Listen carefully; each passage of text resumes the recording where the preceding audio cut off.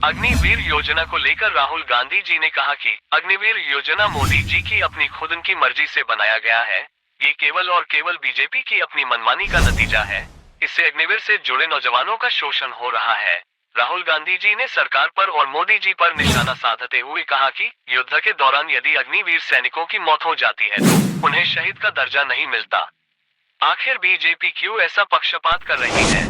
इस उपलक्ष्य में रक्षा मंत्री राजनाथ सिंह ने राहुल गांधी द्वारा उठाए के सवाल का निंदा करते हुए कहा कि राहुल गांधी बेबुनियाद और बेतर्क वाली बातें कर रहे हैं। राजनाथ सिंह जी ने कहा कि यदि किसी व्यवस्था के बारे में पूर्ण जानकारी न हो तो पहले किसी से राय मशवरा ले लेना चाहिए, उसके बाद अग्निवीर या ऐसे किसी भी सरकार द्वारा लिए गए फैसले पर सच रखना चाहिए। राजनाथ सिंह जी ने कहा कि मैं भारत जैसे महान देश का रक्षा मंत्री होने के नाते ये पूरे सदन को और माननीय नेता प्रतिपक्ष राहुल गांधी जी को बताना चाहूंगा कि अग्निवीर जैसी योजना न केवल पहली बार भारत में ही लागू हुआ है बल्कि यूके यूएस जैसे लगभग 11 देशों में भी ऐसी योजना को सफलतापूर्वक चलाया जा रहा है।